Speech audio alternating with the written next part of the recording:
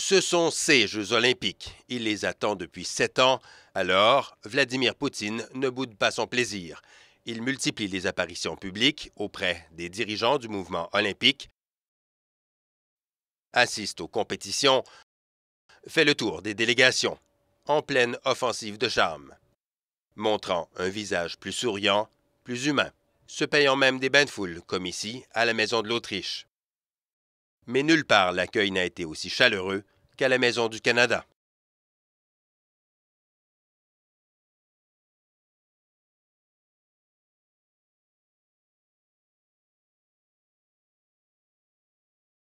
Si Stephen Harper a boudé la cérémonie d'ouverture des Jeux, le président du Comité olympique canadien, lui, est clairement sous le charme.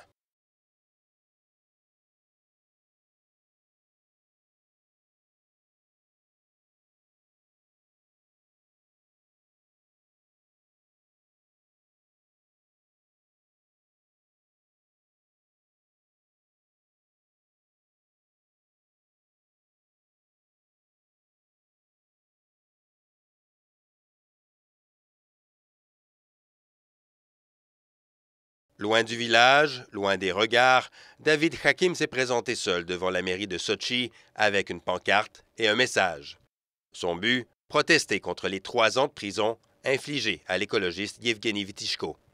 Une manifestation de courte durée. Aussitôt arrivé, des policiers se présentent pour l'interpeller, en vertu d'un décret spécial du président Poutine qui interdit les manifestations à Sochi.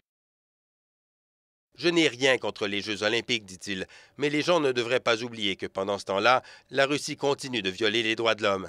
Nous n'aurons pas le temps de terminer cette interview, interrompue par des policiers qui emmènent l'activiste vers le tribunal sous les yeux d'un représentant d'Amnesty International. Il est très décevant que le CIO ne s'en mêle pas. Il y a encore plein de prisonniers politiques en Russie. Des centaines, dit-il. Dans les circonstances, David Hakim s'en est plutôt bien tiré, condamné à 30 heures de travaux communautaires pour 15 minutes de manifestation solitaire. Ici Jean-François Bélanger, Radio-Canada, Sochi.